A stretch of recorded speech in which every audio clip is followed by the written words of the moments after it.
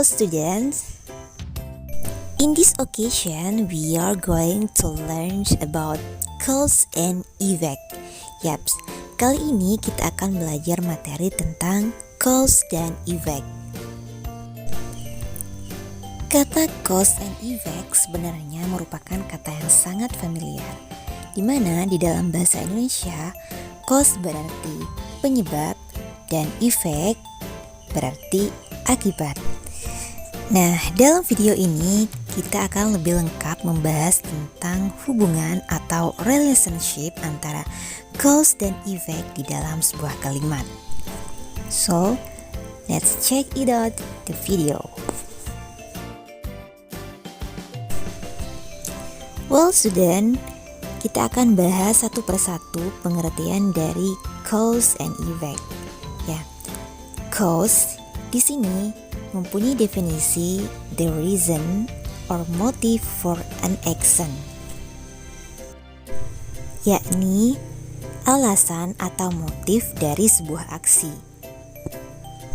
Pengertian cause selanjutnya yakni why something happens, mengapa sesuatu itu terjadi. Kemudian happened first, yakni kejadian yang pertama. For example, misalnya terjadi kebakaran.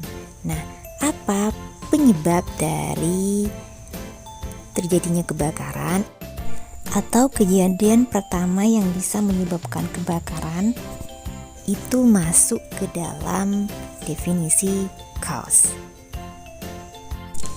Sedangkan pengertian dari effect yaitu result or conclusion of action, yakni hasil atau kesimpulan dari sebuah aksi. Yang kedua yakni what happened, apa yang terjadi. Yang ketiga happens due to a cause, kejadian yang disebabkan. Misalnya seperti contoh yang pertama, kebakaran. Nah, efek dari kebakaran itu apa? Misalnya beberapa rumah terbakar. Nah, beberapa rumah terbakar itu merupakan contoh dari effect. Well, student, lalu bagaimana kita to find a cause easily? Ya, bagaimana kita agar mudah menemukan bahwa kalimat itu termasuk ke dalam cause? Nah, kita bisa mengajukan pertanyaan atau membuat pertanyaan dengan why did this happens? Mengapa hal ini terjadi? Nah, lalu bagaimana agar kita mudah juga menemukan kalimat itu termasuk ke dalam effect? Nah, kita bisa mengajukan pertanyaan dengan what happened? Apa yang terjadi? For example, dari contoh cause yaitu because the electricity went out, dan di contoh effect yakni the house was dark. Ketika digabung yakni because the electricity went out, the house was dark. Karena lampu atau listrik padam, rumah menjadi gelap. Nah, dari contoh ini kita bisa menganalisisnya dengan pertanyaan tadi, yakni why did this happens? Mengapa bisa terjadi? Nah, bisa terjadi because the electricity went out, karena lampu padam atau listrik padam. Kemudian what happened? Apa yang terjadi? The house was dark. Rumah menjadi gelap. Sampai di sini paham kan ya bagaimana menemukan cause dan effect di dalam sebuah kalimat.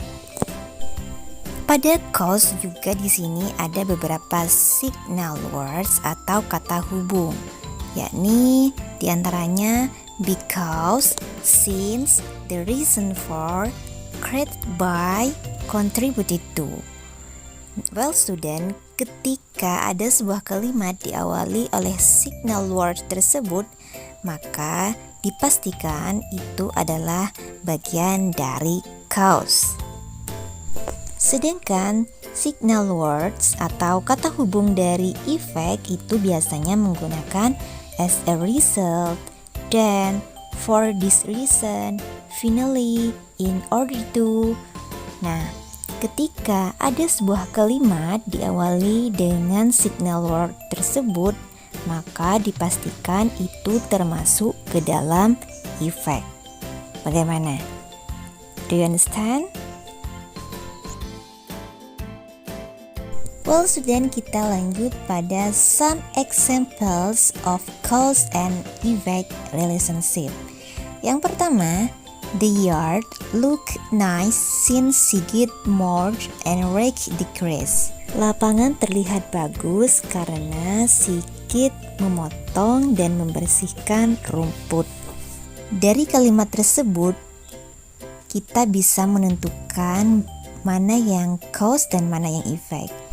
Cara paling mudah yakni kita bisa melihat signal word di kalimat tersebut. Kita ingat-ingat kembali bahwa cause itu ada beberapa signal word, di antaranya yaitu since. Nah, di kalimat pertama itu ada bacaan since Sigit mowed and raked decrease. Nah, bisa dipastikan itu termasuk ke dalam kalimat cause karena diawali dengan signal word since. Jadi kalimat cause-nya itu since Sigit mowed and raked decrease. Sedangkan kalimat efeknya yaitu the yard looked nice. The second example yakni because he was tired, he scored poorly on the exam. Karena dia kelelahan, dia memperoleh nilai rendah di ujian. Dari contoh kalimat ini, kita juga bisa dengan mudah memastikan mana yang kalimat cause dan mana yang kalimat efek dengan melihat signal word-nya. Di situ sudah jelas ya, ada kata because he was tired.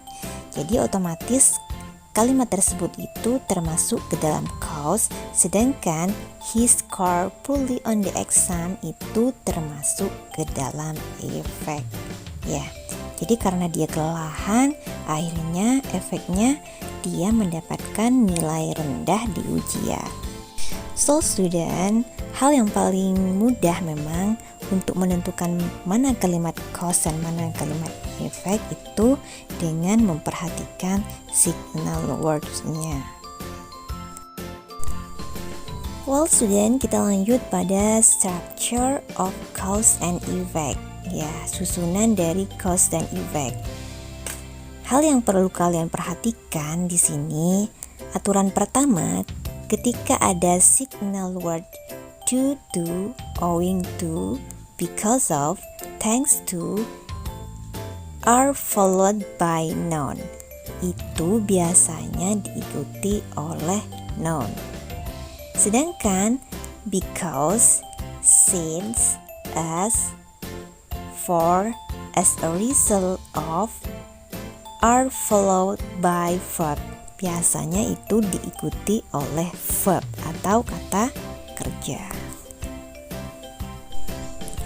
Well student, itu tadi penjelasan tentang cause and effect. Gimana? Udah paham atau belum cara menentukan mana kalimat cause and effect? Semoga penjelasan tadi bermanfaat. See you in the next class. Wassalamualaikum warahmatullahi wabarakatuh.